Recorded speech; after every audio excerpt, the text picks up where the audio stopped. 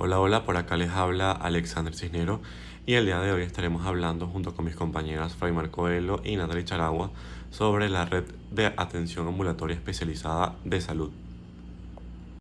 Básicamente se definen como el conjunto de establecimientos de segundo nivel de atención que ofrecen servicios médicos quirúrgicos especializados con capacidad resolutiva para llevar a cabo acciones de tipo educativa, preventiva, protectoras y hasta rehabilitadoras. Es un pilar fundamental en la sanidad venezolana y en el objetivo de que se tiene de no congestionar los hospitales, de manera de que se puedan atender ciertos casos muy puntuales en este tipo de nivel ambulatorio o de nivel de la salud.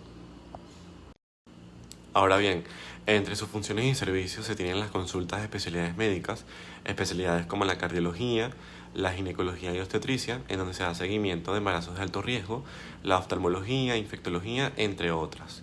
Además, también tenemos los procedimientos menores ambulatorios, en donde se incluyen las pequeñas cirugías, la colocación o el retiro de dispositivos intrauterinos, las curas complejas y hasta las biopsias simples. Tenemos los servicios de apoyo diagnóstico básico, en donde se incluyen los laboratorios clínicos y la imagenología básica como rayos X o ecografía. Y por último, los programas de salud pública para el control de enfermedades crónicas no transmisibles como la hipertensión o la diabetes, el programa de inmunizaciones, la planificación familiar y la salud sexual y reproductiva. Una función clave es el sistema de referencia y de contrarreferencia. Este es un aspecto en la articulación con el primer nivel de atención, en donde se incluye barrio adentro y los consultorios populares. Acá los pacientes son inicialmente evaluados en el primer nivel de atención y, si su condición lo amerita, son referidos a la red ambulatoria especializada. Una vez atendidos y estabilizados, son contrarreferidos al primer nivel para su seguimiento continuo, garantizando de esta manera una atención longitudinal y coordinada. La organización y funcionamiento de la red ambulatoria especializada se enmarca dentro del Sistema Público Nacional de Salud de Venezuela. Está a cargo de la Dirección General Red Ambulatoria Especializada, la cual tiene la responsabilidad de coordinar y supervisar este nivel de atención. El acceso a este nivel se realiza principalmente a través del sistema de referencias y de contrarreferencias, como les comenté en la diapositiva anterior, y desde el primer nivel de atención a través de emergencias en aquellos pacientes que lo ameriten. Muy bien, dentro de esta red se destacan las clínicas populares, como lo es la tipo 1 y la tipo 2, que estas clínicas forman parte del segundo nivel de atención y buscan acercar los servicios de salud a la comunidad, complementando de esta manera la red de atención ambulatoria junto con otros establecimientos. La tipo 1 se encarga de especialidades básicas y procedimientos ambulatorios, y la tipo 2 abarca mayor capacidad diagnóstica y se poseen más especialidades, como por ejemplo el Consultorio Popular tipo 2 de Villarreal en la parroquia Rafael Urdaneta.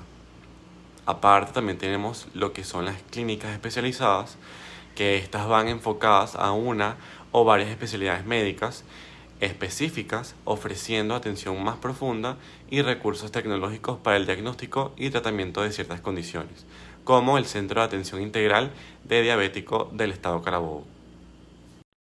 Ahora pasamos a lo que se conoce como los centros de red de establecimientos de apoyo para el diagnóstico especializado en salud, o sus siglas CREADES.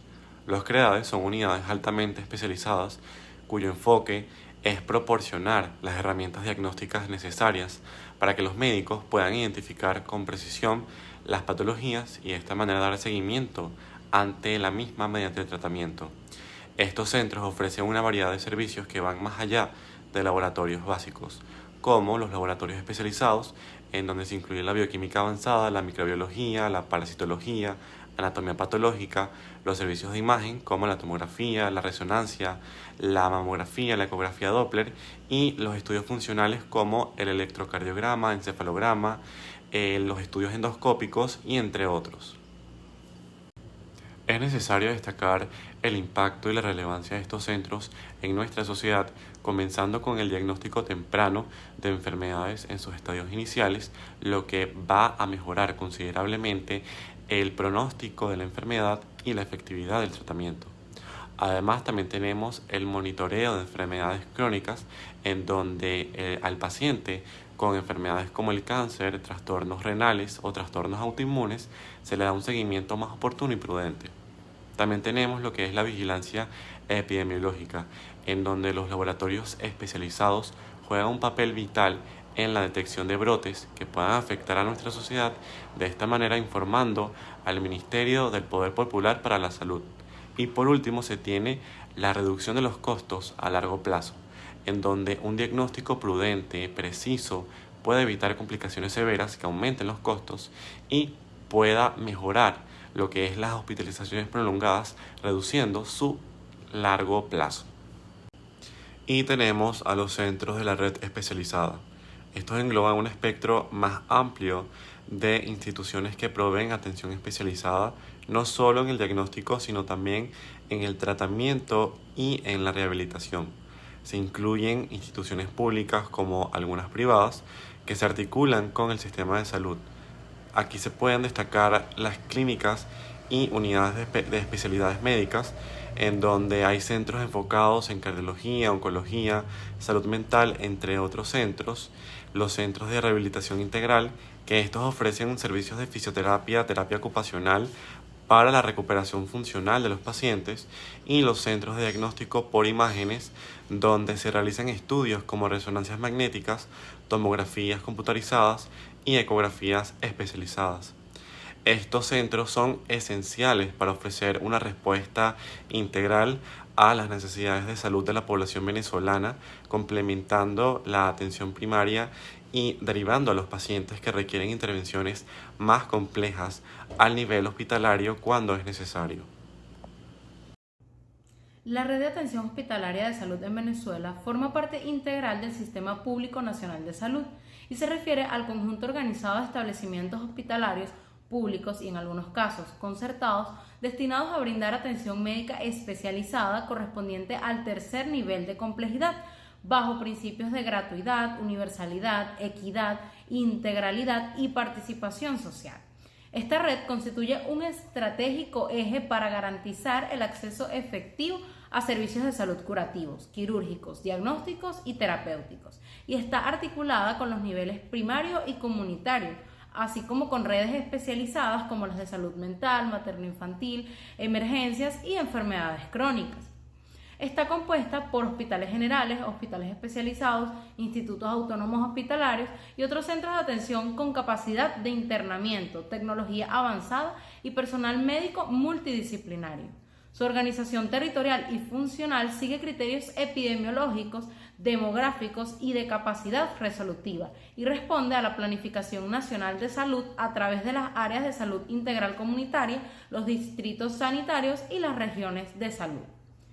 La red de atención hospitalaria tiene como objetivo garantizar la continuidad de la atención, mejorar la calidad de los servicios hospitalarios, optimizar el uso de recursos y fortalecer la referencia y contrarreferencia entre niveles de atención. En cuanto al marco legal, podemos decir que la red de atención hospitalaria en Venezuela se encuentra amparada por un conjunto de leyes, reglamentos y políticas públicas que establecen su estructura, principios rectores y funcionamiento. Entre los principales instrumentos normativos destacan la Constitución de la República Bolivariana de Venezuela. En sus artículos 83, 84 y 85 establece el derecho a la salud como un derecho social fundamental, la responsabilidad del Estado de garantizarlo y la creación de un sistema público nacional de salud. Asimismo, la Ley Orgánica de Salud, en la Gaceta Oficial del 11 de noviembre de 1998, destaca su principal funcionamiento en el Sistema Público Nacional de Salud, donde establece los principales rectores, las competencias del Ministerio del Poder Popular para la Salud, la organización del sistema y la categorización de los establecimientos de salud.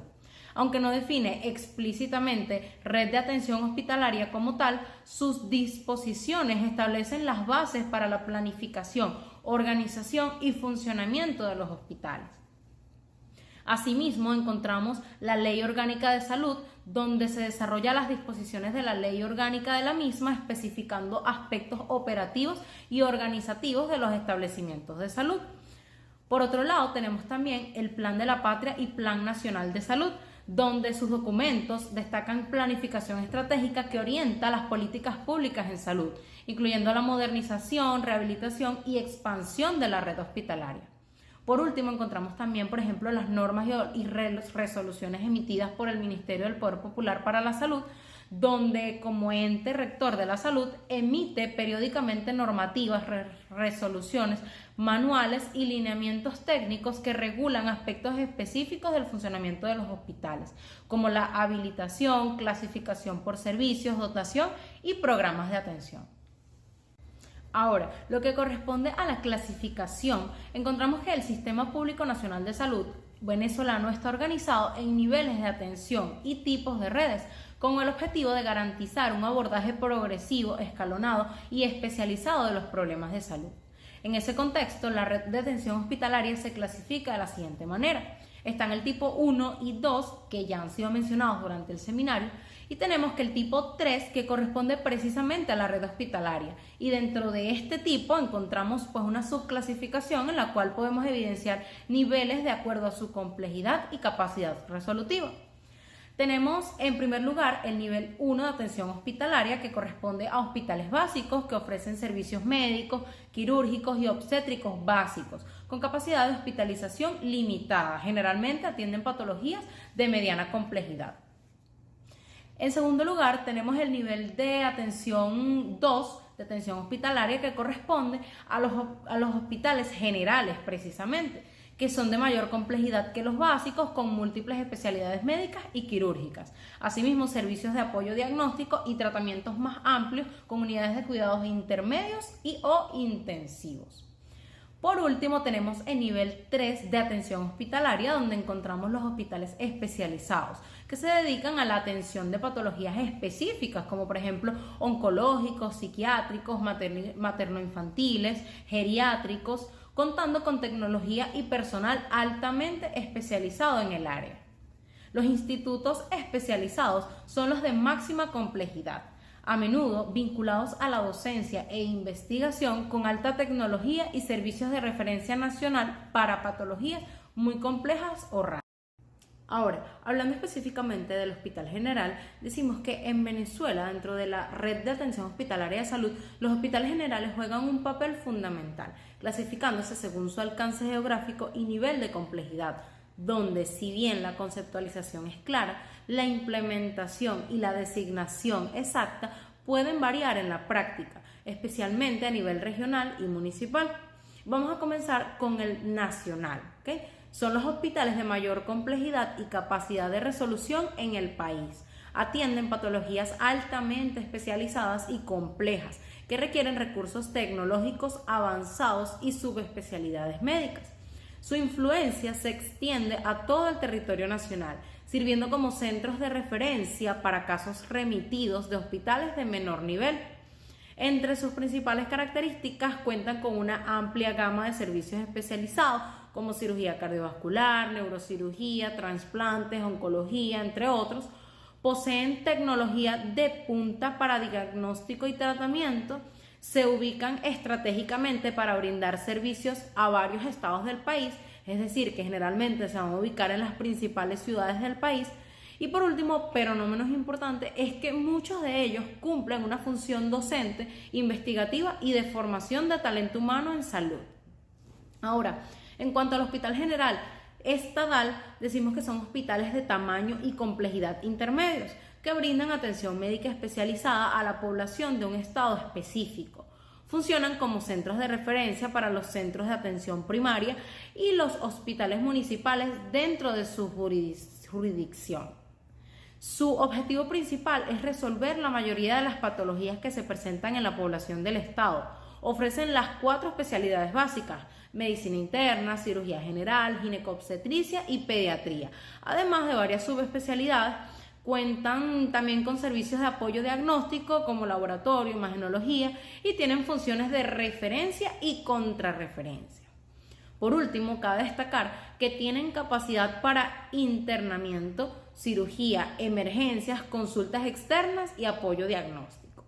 La categoría de regional a menudo se solapa o se usa de manera flexible con la de estadal en Venezuela, específicamente en estados grandes o con varios centros urbanos. Sin embargo, en un sentido estricto, un hospital general regional se refiere a aquel que, aunque no tenga el alcance de un nacional, presta servicios a una región geográfica que podría abarcar varios municipios o incluso partes de estados vecinos, dada su ubicación estratégica o la concentración de población. Su complejidad sería similar o ligeramente menor que la de un hospital estatal principal, pero superior a la de un hospital municipal. Puede cubrir un área de influencia que trasciende los límites de un solo municipio, siendo un centro de referencia para esa subregión. Su infraestructura y equipamiento están diseñados para atender la demanda de una población regional significativa. Entonces sirve de centro de referencia para centros de salud municipales o ambulatorios. Ahora, en cuanto al tipo de hospital general municipal, son los hospitales de menor complejidad dentro de la categoría de hospital general. Están ubicados en municipios específicos y su principal función es ofrecer atención médica especializada de primer nivel principalmente, aunque también ofrece de segundo nivel, como por ejemplo emergencias, cirugías menores, a la población de ese municipio y sus alrededores inmediatos. Funcionan como el eslabón entre la atención primaria y los hospitales estadales o regionales principalmente. Su capacidad resolutiva es limitada para casos de alta complejidad, pero son referidos a hospitales de mayor nivel. Su objetivo entonces radica precisamente en descongestionar los hospitales de mayor nivel, resolviendo la mayoría de los problemas de salud de la población local. Ya para finalizar, hablaremos sobre los centros especializados, es decir, todos aquellos que ofrezcan atención hospitalaria centrada en una o dos especialidades médicas o quirúrgicas. También pueden definirse como aquellos centros de salud dirigidos a un sector poblacional en específico. Dichos centros van a manejar un objetivo general, el cual es responder a necesidades epidemiológicas concretas con servicios de alta complejidad y un enfoque técnico especializado. Ahora bien, en cuanto a las características de estos centros de salud, tendremos que las dos más importantes ya fueron mencionadas, siendo estas que estos centros hospitalarios se dedican a una especialidad médica en específico, bien sea cardiología, geriatría, oncología, psiquiatría, entre otros. Asimismo, es importante recordar que en base a estas patologías se pueden enfocar también en un sector poblacional en específico, sea la población geriátrica, pediátrica, embarazadas o pacientes con enfermedades crónicas. Además, entre sus características están que estos centros de salud deben disponer de los equipos, infraestructura y el personal altamente capacitados en esa área en específico, para así darle el adecuado manejo a los pacientes que recurran a este centro de salud. Asimismo, la atención al paciente va a ir desde su diagnóstico hasta su tratamiento, rehabilitación y seguimiento de la patología que padezca. Entonces, basado en esto y en los niveles de cobertura y complejidad de la enfermedad que se maneje, podemos dividir a los centros de salud especializados en tres tipos. Están los estadales, regionales y nacionales. Para hablar de los centros especializados de nuestro país nos basaremos en tres criterios: la territorialidad, los servicios prestados y la complejidad de la atención brindada. Así tendremos que, en el caso de los estadales, en cuanto a la territorialidad, estos solo tienen la capacidad de brindar sus servicios a la población del estado donde se encuentra el centro. En el caso de los regionales, como su nombre los dice, son capaces de cubrir la región donde está el centro. En otras palabras, cubre tanto la población del estado donde se encuentra el centro como la de los estados aledaños. Asimismo, vamos a tener que los nacionales, además de cubrir toda esta población, también pueden recibir casos de todo el país e incluso casos internacionales. En cuanto a los servicios prestados, tendremos que los del tipo estadal brindan lo que es consultas externas, hospitalizaciones y las emergencias, pero con un número más limitado. En el caso de los regionales, además de hacer lo mismo que los estadales, presentan servicios relacionados a la especialidad o área a la cual se dedican. Para ejemplificar, tenemos las maternidades que, además de llevar el caso de las madres embarazadas, también brindan los servicios de planificación familiar y salud reproductiva. En el caso de los nacionales, van a contar con más de 4 servicios relacionados a la especialidad que brinda, además de tener una mayor cobertura y disponibilidad de camas para atender mayor cantidad de pacientes. Ahora, basándonos en el criterio de la complejidad de la atención brindada, vamos a tener que los del tipo estadal cuentan con personal capacitado en lo que es bioanálisis, imagenología, ya sea para la realización de rayos X o ecografía. Asimismo, cuentan con el servicio de farmacia y debería contarse con el personal capacitado en el área de dietética y nutrición. Un ejemplo de este tipo de hospital sería el Hospital Psiquiátrico de Bárbula. En el caso de los regionales, además de contar con todos los servicios que encontramos en el tipo estadal, también cuentan con medicina crítica, banco de sangre, centro de enfermería y sirven como centros de investigaciones. Ejemplo de ello es el Centro de Salud Ascardio.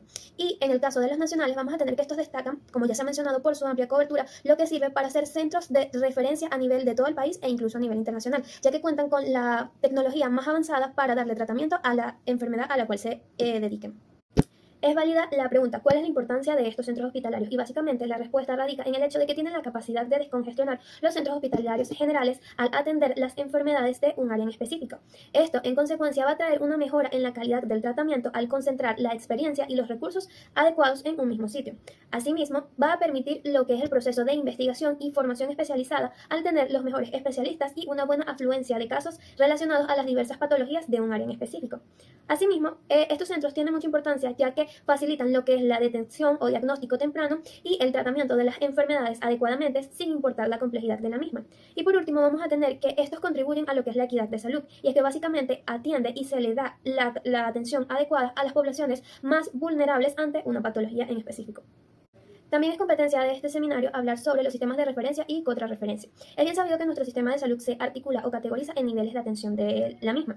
Así tenemos el nivel primario, secundario, terciario e incluso cuaternario. Y todo esto lo que busca es brindarle la mejor atención posible en el lugar adecuado a los pacientes, basándose en la complejidad de la clínica o patología que esté presentando. Por eso, muchas veces es necesario buscar un centro hospitalario que presente las condiciones adecuadas para asegurar la vida del paciente. Y esto se logra por medio de una coordinación interinstitucional y el cumplimiento de distintos protocolos establecidos por el Ministerio del Poder Popular para la Salud. Entonces, así tendremos dos procesos. Está inicialmente el sistema de referencia, que consiste en trasladar un paciente desde un nivel o de un centro del tipo de atención primaria a uno secundario o terciario. Esto con la finalidad de poder darle cobertura a lo que esté presentando este paciente. El mejor ejemplo de ello sería estos que acuden a un centro ambulatorio y son derivados a un centro hospitalario para que puedan ser atendidos adecuadamente. Asimismo, vamos a tener lo que es la contrarreferencia, que básicamente es que una vez que el paciente ya fue estabilizado o atendido en un centro hospitalario, estos deben volver al nivel de atención primaria, es decir, un ambulatorio, para darle seguimiento a su patología y o verificar el cumplimiento del tratamiento indicado.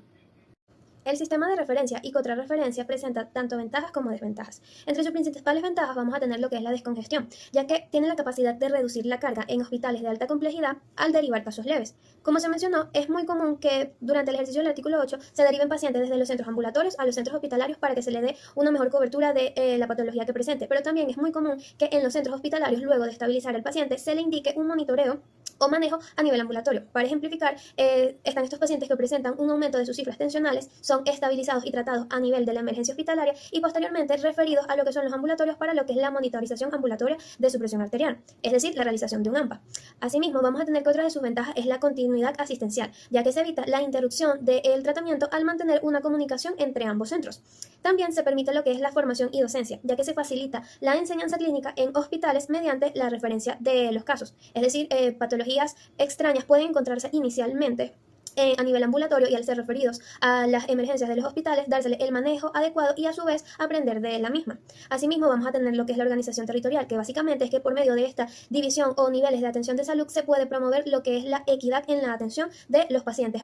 Por último, pero no menos importante, hablaremos de las desventajas que presentan estos sistemas, siendo la principal de ellas los retrasos, ya sean a nivel comunicacional, por ejemplo, aquellos ambulatorios que se encuentran en medios rurales, se les dificulta establecer el contacto con los centros hospitalarios para anunciar la derivación de los pacientes de un centro a otro. Asimismo, la falta de ambulancias es otro de los impedimentos comúnmente presentados para el traslado de los pacientes y es válido la mención de lo que es la burocracia que puede promover lo que es el enlentecimiento del proceso de traslado.